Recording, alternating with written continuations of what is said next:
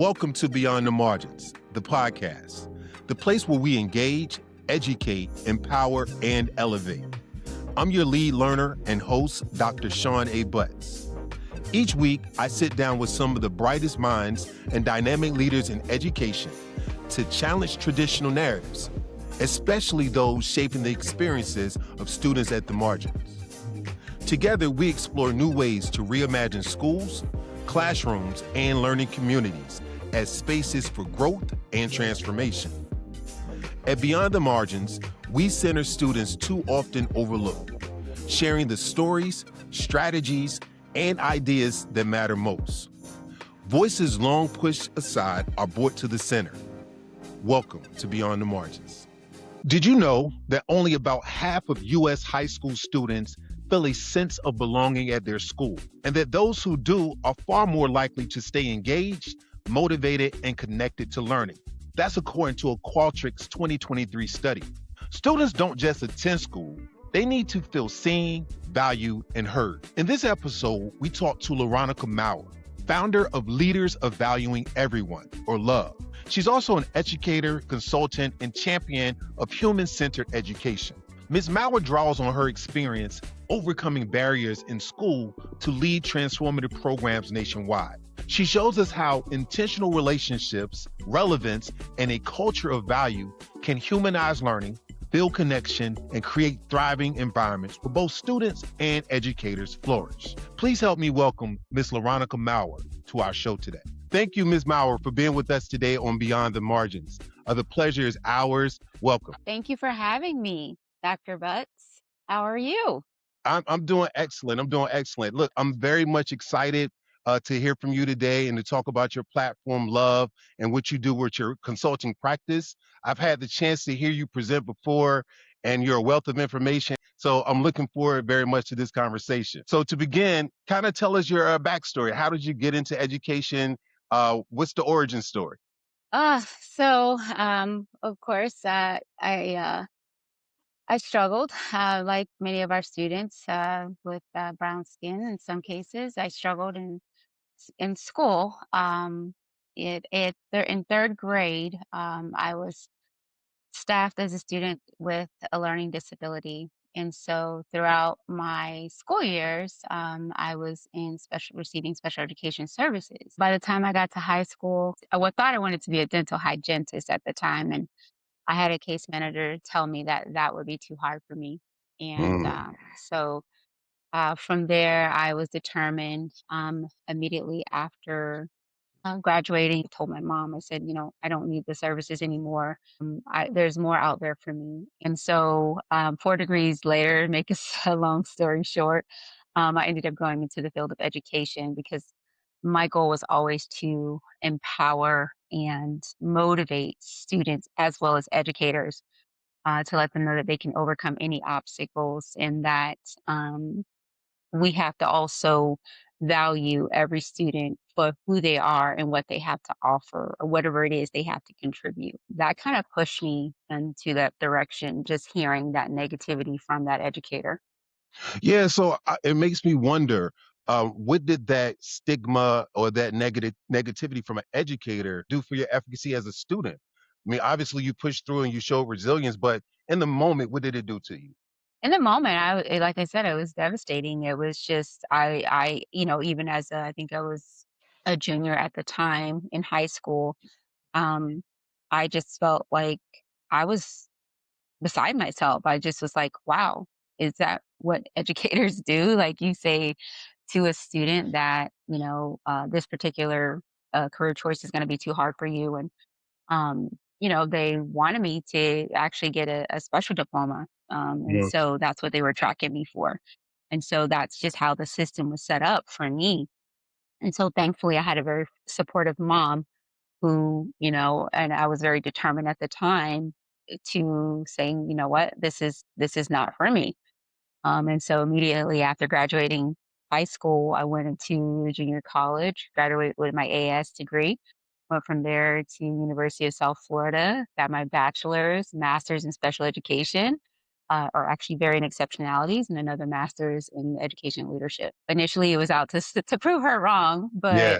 but I'm past that. Obviously, that the hurt of hearing Yeah. someone say, you can't do that. It's beautiful how you turn that pain into something productive that will benefit other students who may be in those situations. So let's talk a little bit more about love. Leaders are valuing everyone, correct? Yes. Leaders of valuing everyone. Yes. What was the inception of love and how did we get there? So really, back in 2010, um, this is before moving to Las Vegas. I'm from Florida, Pinellas County to be exact. I started a summer program and it was called Lead Champions. And so I throughout my life and my career, I would always wanted to empower students, and just letting them know that the sky is the limit, and that Mm. anything you set your heart and your mind to, that you can achieve it, no matter what someone else says about you or what someone else thinks about you. And so, as educators, we like acronyms, right? I knew that love was the founding value, the founding principle that needed to be put back into schools. And so I came up with leaders of valuing everyone as a way Mhm. to soften the blow because whatever some people think is too mushy, right? For whatever reason. But um as we know, when you think about loving someone, it's about valuing them for who they are, appreciating them, letting Mhm. them know that their worth. And so, being a leader who values someone within a school setting creates this synergy when everyone knows, like, hey, I am a leader who values you, and vice versa. That other student is going to value that other student. So, there's a lot wrapped up in this philosophy. From there, the lead students also was born, Mhm. which stands for leading education, agency, and development. And so Okay. pack, packaged into one methodology of what can be done in an educational setting to infuse the halls, to infuse the environment with love. That's kind of how Leaders of Valuing Everyone was born. And it's just really all about appreciating people for who they are, and seeing people for who they are. Yeah. So as you do this work around the country, what are some of the big challenges you see schools have with implementing these positive learning environments for their learning community? So, first of all, when you think of the learning environment, right, we have to ask ourselves, is this educational environment declining or thriving? Hmm. And when you think of an environment that is declining, let's imagine being outside on a windy day and you can see the results of what the wind produces when the wind is blowing. You can see it blowing the trees. You can see the debris blowing on the ground. Um, but then what you don't see is the actual win. And so Yeah. when you're in a school, when you're in a workplace or any environment, there's a feel that you get. And the people that create that feel in that space are the people. They're the ones that has to show that love to each Mm. other and showing that they value each other. Um, and so school climate is really about the quality and character of school life, and so when we think of that thriving or declining environment, we have to ask ourselves, what's what fruit are being produced in this setting? Is there bullying? Are there lots of fights happening? Are teachers burnt out? Are Hmm. students withdrawn? And so those are fruits that are Yeah. being produced in a Yeah. declining environment. And then when you have an environment that's thriving, you're going to see students engaged, wanting to be in school, teachers not burnt out, less Mhm. bullying. It's apparent to you and I that it's never neutral, right? It's either inclining or declining. You're either developing a positive culture or a negative culture is being bred. But it's never stagnant. And so it's constant repair and work. You talked about a moment earlier, some people thinking this approach may be too soft or mushy.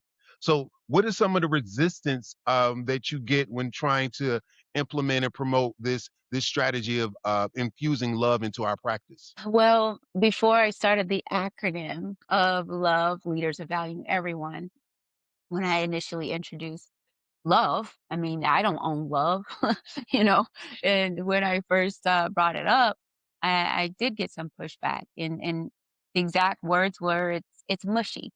Um, it, we have to look at the data and how can we measure this love, right?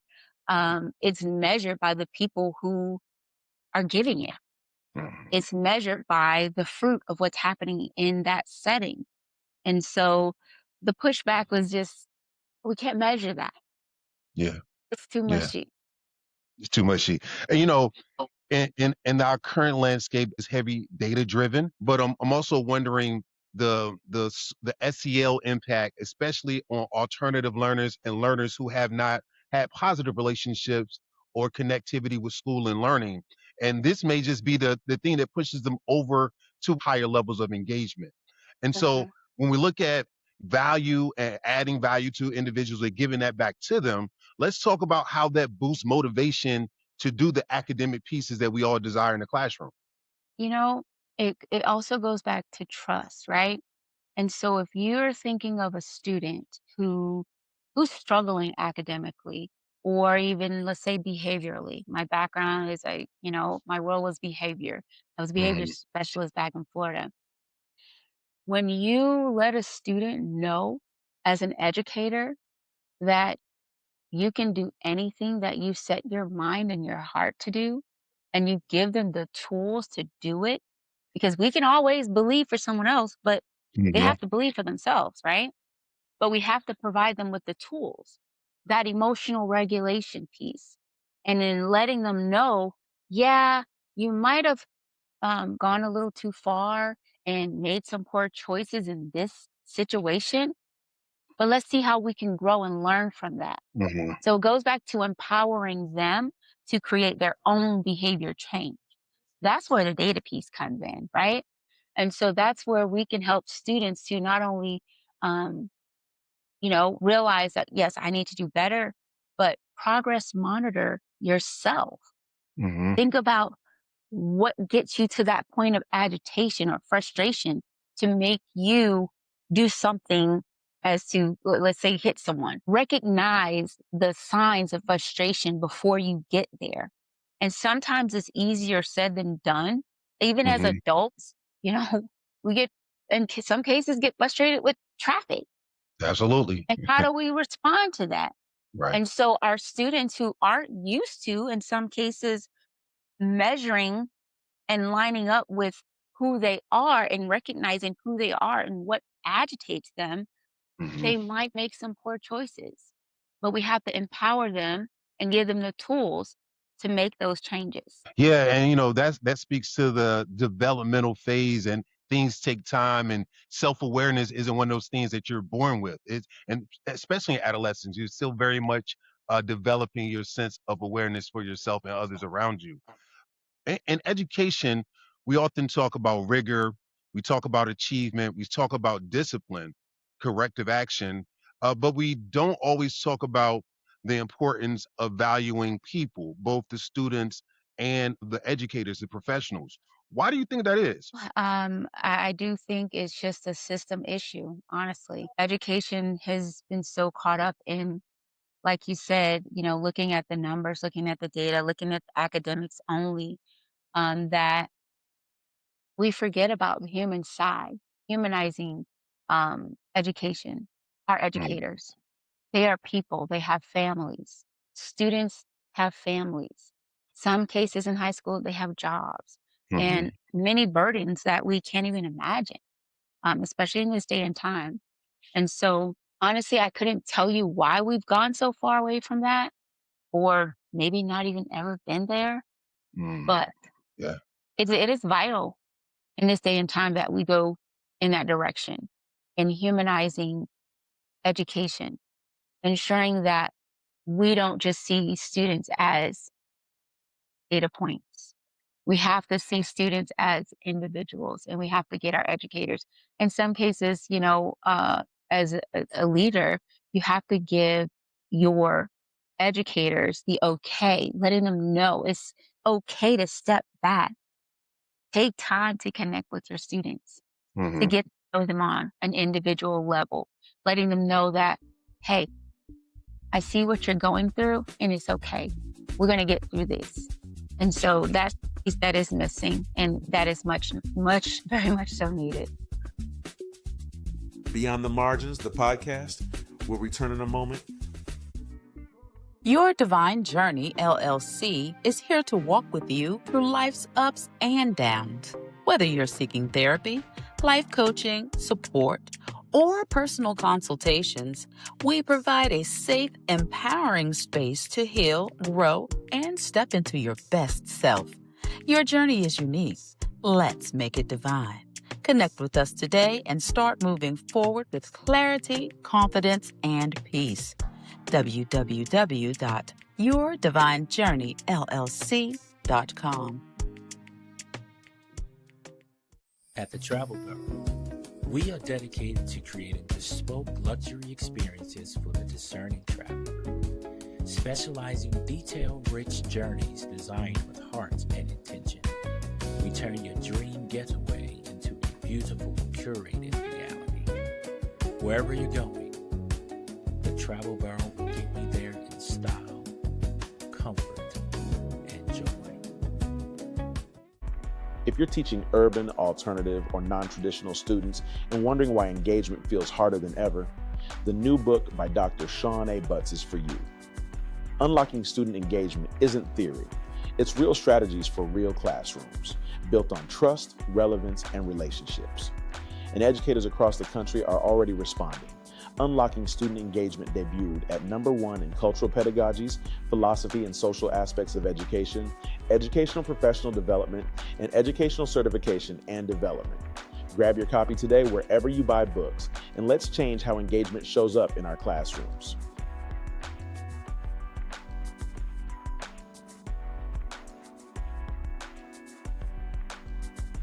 Welcome back to Beyond the Margins.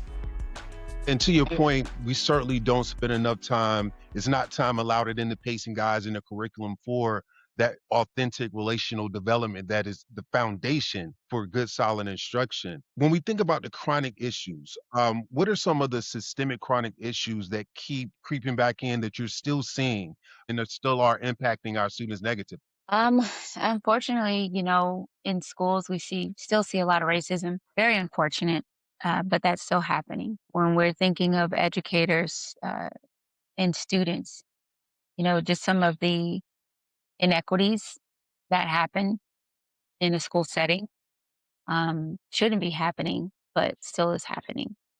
Um, in addition to just students not wanting to be in a setting.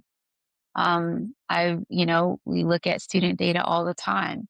A lot of what students say is it's boring. Why do Yeah, I need yeah, to be there? yeah. Um, I can learn this on YouTube, and in many Mhm. cases they can't. They And can, so, yeah, yeah, yeah, we have to make sure that students have a seat at the table, yeah. not a seat at the table. They have a table um, to truly collaborate with educators, with educational leaders, policymakers, and ensuring that the direction we're moving with education is going to do what education is supposed to do. Just we really need to rethink the direction that we're going, and it's going to take having students at the forefront, not just a seat at the table, to help see the changes that we want to see in education. Yeah, and the role of relevance is traditional education providing a program of study that's relevant for their 21st century lives is very much curated by social media feeds and instant algorithms that know them better than they know themselves. And so as educators, we have to stay on par or even be ahead of that curve. So I'm wondering, what is the role of an educator in identity development inside of education? Even in elementary, we have to start allowing students to be more reflective in Mm, all aspects, giving them opportunities to talk. and to be contributors to the learning space, versus just being on the receiving end.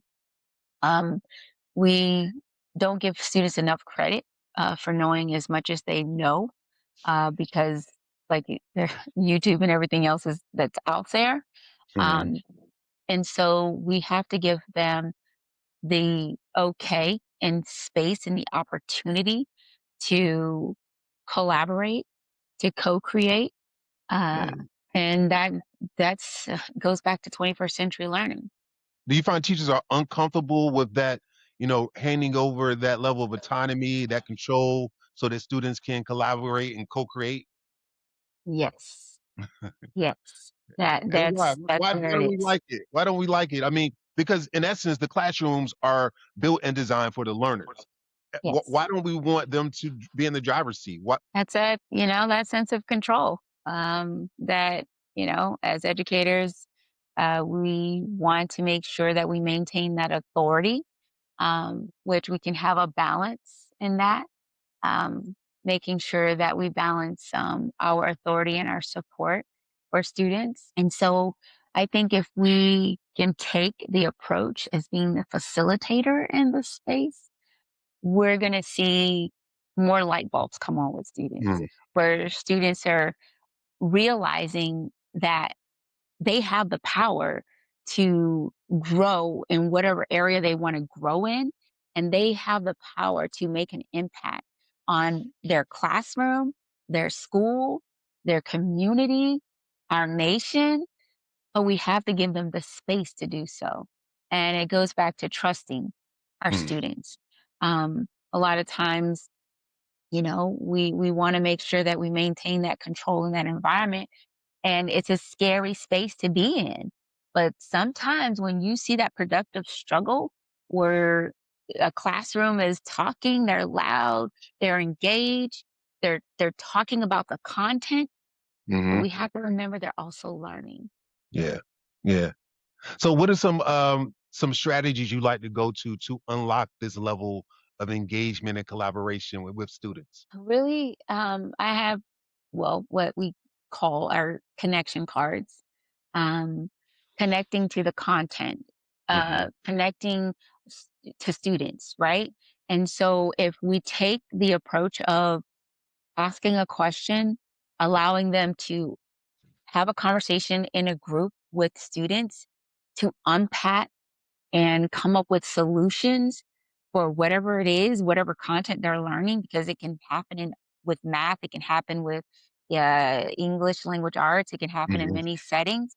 But it just really goes back to being solution oriented and helping students to solve problems productively and going through Yeah. that productive struggle to do so. Starting with a question and having students to answer that question with a group of students productively, and just coming up with the why, or Yeah. coming up with the solution. In terms of working with after school programs, working with student leaders, I would say taking a group of students that is willing to spearhead school climate change is really what it needs to happen in every setting, in every school, because they are the table that is needed in every single setting.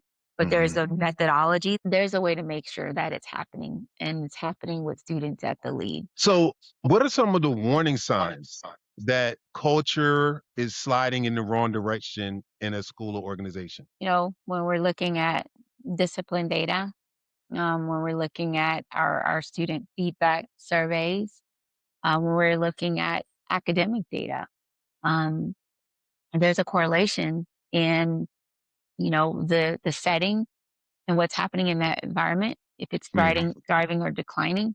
If we're seeing lots of behaviors happening in that setting, more than likely you're going to see um, that the school is not meeting the expectations for that space. We're going to see parents unhappy with the educators and what's happening in schools. We're going to see chronic absenteeism, which is an issue, and I'm sure is an issue Yep. across the board. Yep. Trying to get students back in school is an Mhm. issue. It's a sign that we need to do something and do something fast. Have you seen more success in maybe charter models as opposed to traditional school districts or private schools? Is there an exemplar that's doing, culture and the valuing of students and professionals better? There's sometimes that this myth that public schools maybe or alternative schools don't do as well a job as maybe private or private sector schools. Have you noticed anything similar to that? Um, and I've worked in both settings, and it just really depends on the school. Uh, it really does. It really depends on the school. It depends on leadership. It depends on policies that are in place for a system of schools like public schools. So, um, it just really depends. I really can't say that one is better than the other in terms of ensuring the environment is what it should be based on the feedback of the students, based on the feedback of the staff or parents. But it just really depends on that brick and mortar building and the leadership in there. Let's use our imagination a little bit. Let's say that there was a school or a school system that was really pushing the value of its students and its staff and its community to the forefront of the work it does. What would it look like, and how would it transform the students and the community? You're going to see students wanting to be in that space. You're going to see them learning. You're going to see the environment thriving. You're going to see educators not burn out, wanting to be there because they're back. They can go back to loving what they do, because of there's not as many behavior infractions happening. Hmm. Um, you're going to see students co-creating with educators. You're going to see educators being facilitators, not can being able to take a step back and say, you know what, I trust that my students can make this happen. When I taught first grade, um, I got the opportunity to see this in action because I empowered them to know that when the clock hits a certain time, you're going to say our mission statement. You're going to meet me on the carpet, and this person is going to help with the board work, and this person's, and we give them jobs all the time, Hmm. but to actually sit back and watch them take the lead on those roles. And Hmm. so this can happen not only in the classroom, it can happen school wide, taking the lead on creating the videos that students need to see about what happens in all the common areas as it relates to behavior expectations. Having the students be the forefront of those behavior expectations during school-wide assemblies. You're going to see principals just really enjoying what they do because students are helping to take the lead. They take an ownership, and there's that sense of collective synergy happening in that environment. Hmm. But again, it really does have to come from leadership saying, this is okay. Take, take time to value your students. And this is how it should be done. Hmm. What would you tell a leader who, if they weren't quite sure how to begin to make that cultural shift inside of their building? Where should they start? What's the first step to getting a hold onto that monster? It's going to take some, well, professional development, number one. Um, it's going to take some professional development to help to understand the importance of the environment and what the climate can do in terms of impacting their school grade and their scores, their behavior data, their discipline data, their chronic absenteeism issues. It's going to take looking at where they are at their school and seeing where the growth can happen, and then watching that growth happens because they are invested. Um, but you have to have your staff on board. You have to let them know and paint the picture of, if I were to design my picture perfect classroom or my picture perfect school, Hmm. what do we want that to look like in our space? And as we know, every space is going to be different. But what do we want it to look like here for us? Hmm. Hmm. And there's a framework called SEE that can help lay the groundwork for making that happen. Perfect. So, what breaks your heart when you go into a struggling school? What's the one thing you say, "Hey, look, this is fixable. It's really impacting kids in a negative way." What's that one thing that breaks your heart when you see it? educators not wanting to be there. Yeah. Yeah. Um, when you have one educator and multiple students in a class, students they feel that. Mm-hmm. They know when an Yeah. educator is not passionate about what they're doing. We know when we see a teacher in front of the classroom and they're passionate, they're into the lesson, they are bringing the students into the lesson, they're engaged. Mm-hmm. But when there's a teacher that does not want to be there, that's heartbreaking. Yeah. Yeah. And you can see that, you can feel that. Or when a teacher is basically undermining a student or even another teacher. It's funny. I often wonder when I see teachers teaching from their seat, how is that possible? How is that even possible? Unfortunately, some teachers can be antagonizing, trigger poppers, pressing buttons, and so that's always unfortunate because there is that power and authority dynamic with education that can't be there for true engagement to really develop and blossom with your learners. So on the flip side of that coin, what gives you hope that you see in the educational landscape today?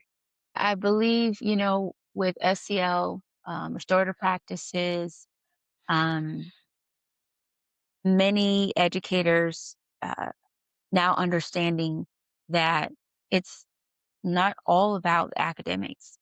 Mm, Uh, it's also about the social and emotional aspect of the learner and humanizing students and humanizing educators.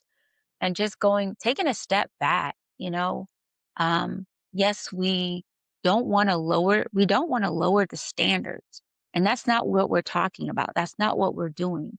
But we're talking about continuing to uplift and empower our students and our educators and letting them know that this is your space to make a change that you want to see. And so it really just goes back to empowering them to create that environment in that space and believing that they can do it and trusting them to make it happen. And so not I'm optimistic. I believe it's going to happen. yeah, Um, that's I guess you could say the mushy side of me, yeah. but I believe that can happen. It will happen and is happening I, in I some believe the setting. in some settings, right, at different rates, at different places, I believe the root of education is optimism, right? I don't know how an educator can sit before anyone without a level of future hope that's not yet realized. That is a great way to wrap up our session. So before we let you get out of here, what's next for you? What should we be keeping our eyes and ears open? Well, I'm excited about my platform that I am working on for my modules for educators, as well as the methodology that goes into students' lead and the philosophy of love in the school. So I'm super excited about that. It's still a work in progress, but be on the lookout. It's going to be available soon. Nice. Very When you're ready, excited. let us know. You could come back and you can push and promote it and tell us all about it.